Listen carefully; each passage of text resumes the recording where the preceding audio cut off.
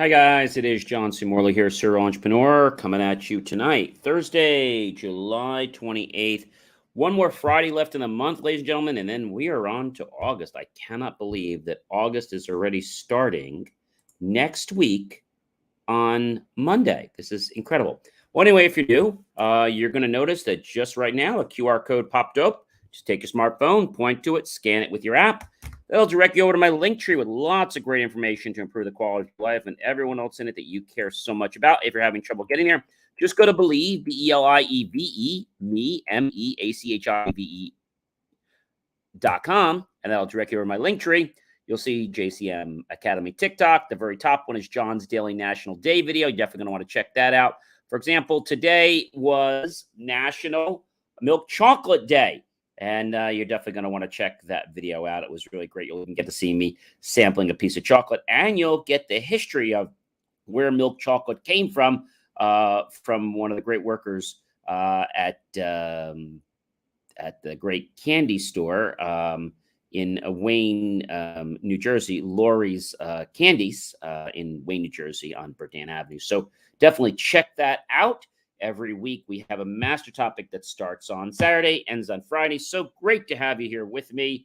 And if you are coming back, welcome back, my friends, colleagues, and associates. It's wonderful to have you here. Thank you for supporting me and being loyal. Hopefully the new people will become loyal just like all of you. Let's get right into our master topic, shall we? How to Be a Friend series, episode number 6. All right. So let's dig a little bit into this, shall we? So when we want to dig a little bit into this, I would say to you that we've been talking about friend and friendship, all week. So where are we? Well, the most important thing you have to realize is how to spot a bad friend. Okay. So let's talk about a couple things that a bad friend would do, or I'll call it a bad acquaintance. They're not really a friend. And you want to call them a friend because you think you need them and you feel desperate. But remember, there are so many fish out there. So just take your time. There's no reason to rush. All right. So one thing that they do, a bad acquaintance does, or a bad friend, is they constantly one-up you. They make their issues seem more significant than yours. If you tell them about your day and they were having challenges, theirs always seems to be 10 times worse. And they have a constant competition to try to devalue your feelings. And good friends just don't seem to do that. They're a bad influence. They encourage you to participate in risky behavior. This could be anything from drinking too much, driving after drinking. It could be doing stupid things like chicken in the car. It could be all kinds of crazy things. And they make you feel uncomfortable inside. And so you feel like you have to do them because, oh my gosh, I value this friend so much. I don't do this. Oh my gosh, I never had a friend like this. Get off it, because they're not as good as you think they are. You just need to become secure and realize that they don't care about you. You need to care about you. That's the most important thing. They don't respect your boundaries. And guess what? They're not worth having in your life. Remember, I'll say this to you and I'll say it again, again. No one has the right to make you feel inferior about yourself except for one person.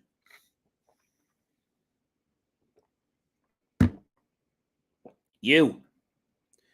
You're the only person that has the right to make you feel inferior about yourself. And you don't want to make yourself inferior, do you? Of course not.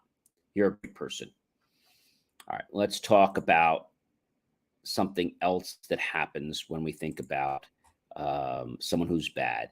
And they bully or they belittle you. So some friends only keep you around to make you feel bad. That's why they hang around. They want to make you feel bad. It's like their life's mission is to make you feel bad. They want to feel better about themselves, so they have to demote or degrade you, and then they make themselves feel better. So, ladies and gentlemen, why are you allowing this? Just cut the cord. Cut these toxic people, this nonsense out of your life. Cut them out. You don't need them. You are meant for better things, ladies and gentlemen. I'm telling you right now. You are meant for better things. And when you believe that, you will find it.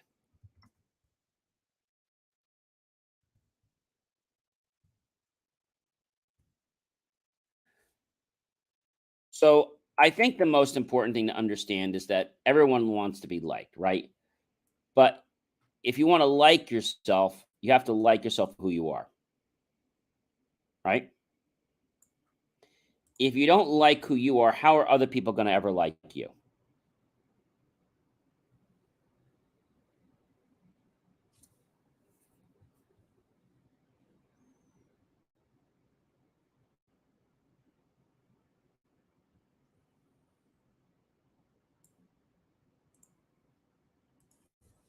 Just think about that for just a second. I think everyone sometimes gets very wrapped up about how to do things, but they don't really think about the most important thing, which is you. You feel that if somebody around you is not valuing you enough, well, then it must be me. I got news for you. It is not you. Not you. Not you, not you, not you, not you.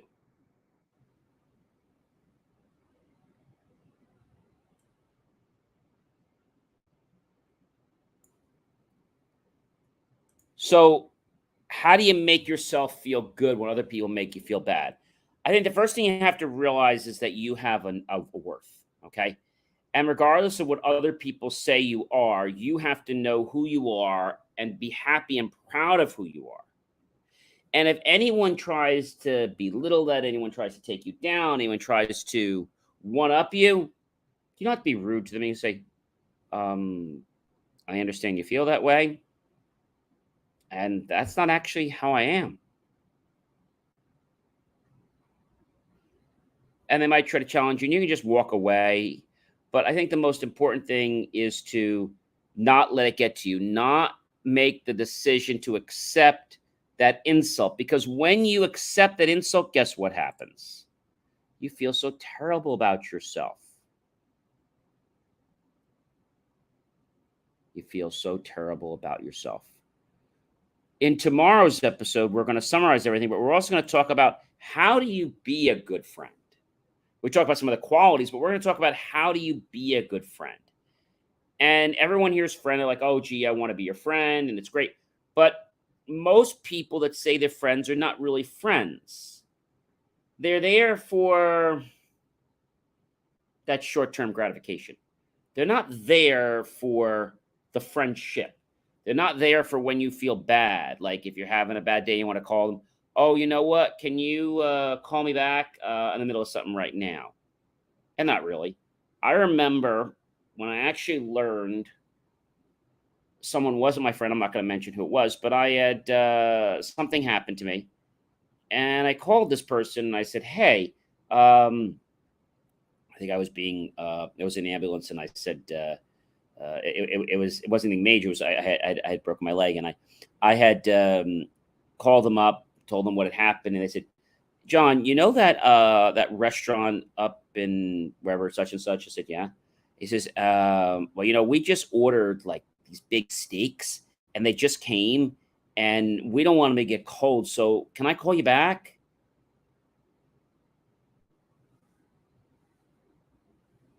I did a 180, and I was like, "I don't get it." Somebody put their steak above talking to me when I needed to talk to someone. I didn't get angry. I didn't get upset. I just said, okay, sure. Never called that person again.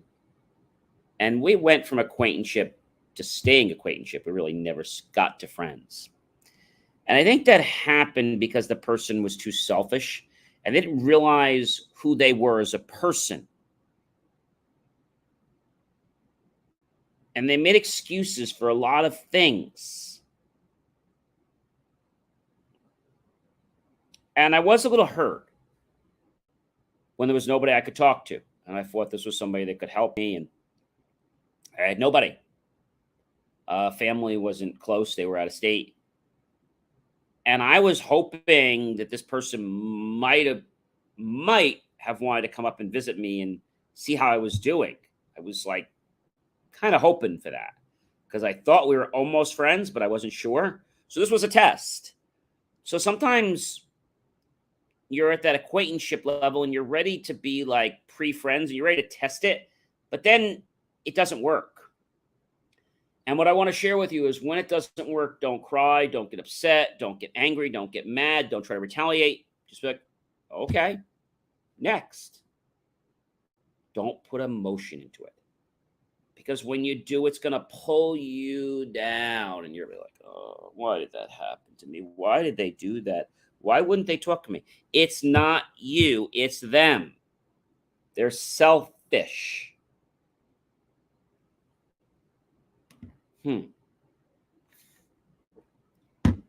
So when somebody's selfish, they just care about themselves. They don't care about you. And I was in I don't want to say a dire situation, but I was in a situation that I needed help. I can walk. And this one person I thought would at least would have talked to me, would have came up.